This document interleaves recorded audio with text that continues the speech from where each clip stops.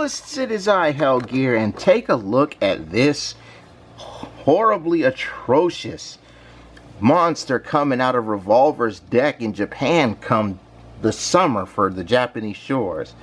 Now that name is pretty hard to say, so I will pronounce it for you. It is Topologic Zerovaros. Zerovaros. Woo! The names of these monsters. Oh, Francine, the names of these monsters. But it's a 3K Link 4, and as you can see, the arrows are in X pattern, unlike most of the Link 4s that we know of that are in cross pattern. You still need 2+ effect monsters, and I want to talk about this card. You know, we've been getting new news on Revolver's monsters coming from his deck. Most of it has been from the Borreload Fusion Dragon, but I want to talk about this simply because its effect is rather nasty. So, you cannot special summon... Oh, sorry. Let's try that again. You cannot summon monsters to an extra monster zone this card points to. This card gains 200 attack for each banished card. If another monster is special summoned to a zone this Link monster points to while it's on the field, banish all cards on the field. That's a pretty nasty move. You know, we've talked about cards that can nuke boards, just destroy all cards, but banishing all the cards, that's a different story. Once per turn during the standby phase of the next turn, after this card was banished by its own effect, special summon it. So, first and foremost, here's what I'm thinking. My big problem is that you can't summon monsters to a zone this card points to. Or at least to an extra monster zone this card points to. So, when we do summon this and we get into the main monster zone, right? We got the 2 down arrows. Like everybody loves the 2 down arrows in the corners. But if you place this in the main monster zone the wrong way, you can lock yourself out. And my thinking is this, okay? Say you were to summon this from the, in the main monster zone in Monster Zone 3. Its diagonal arrows will point to both monster zones, which means you've essentially locked yourself out of the extra monster zones. But in the process of locking yourself out of the extra monster zones, you're pressuring your opponent into special summoning them, because in doing so, you essentially nuke the entire board. All the cards sent to the Great Ether, and it gains an attack buff, slight attack buff, for each banished card. Similar to the Golden Homunculus. How many people remember Golden Homunculus? And again, OPT, this card can come back. Now, my problem with this, other than the fact that I can't summon monsters to a zone it points to from the extra monster zone, that's bad. The other problem is the lockout part. Don't get me wrong. If I could special summon monsters in the extra monster zone to attempt to link it, that would be great. And you know what deck would work very well with that? Thunder Dragons.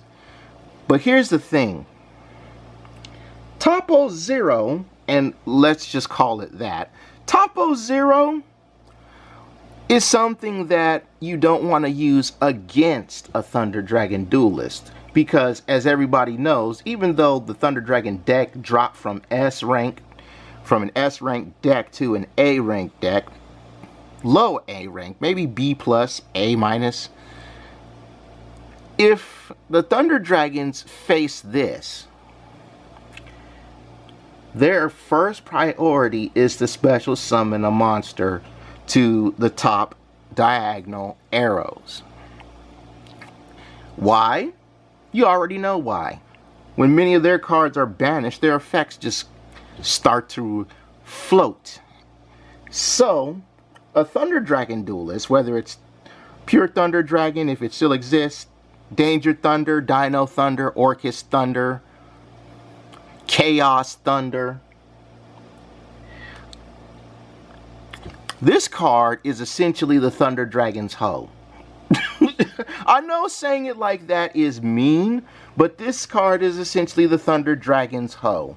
Now, if you're a Thunder Dragon duelist, what you will want to do is get this card out and then find a way to put it into the graveyard, bring it back, and place it in Zone 3. That way you can pressure your opponent into locking down their ways of extra monsters. Because again, like I said, once an extra monster is summoned to the extra monster zone by your opponent, you lock yourself out. But in them pulling that as a thought or the starting link plays, everything just gets genocide off to the ether. And then this comes back the next standby phase on the OPT. This card is really too powerful, in my honest opinion. Once we get into the TCG, we probably won't see this till the winter.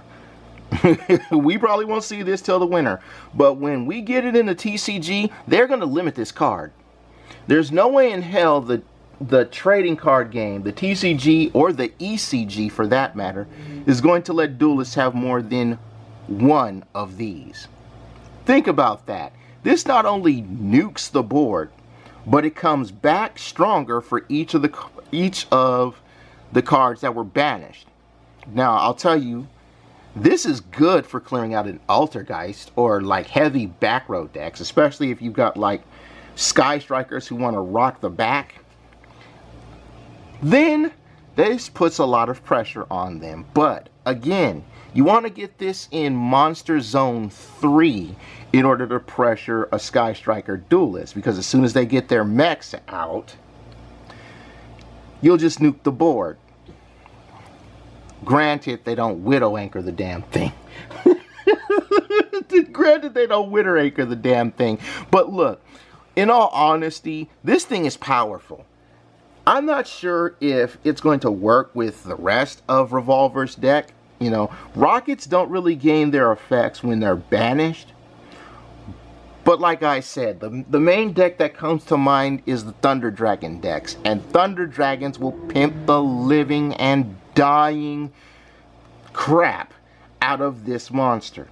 But that's what I have to say on this. Let me know your thoughts in the comments section below. Would you play with this in your Thunder Dragon deck? Or in your Revolver decks? You tell me.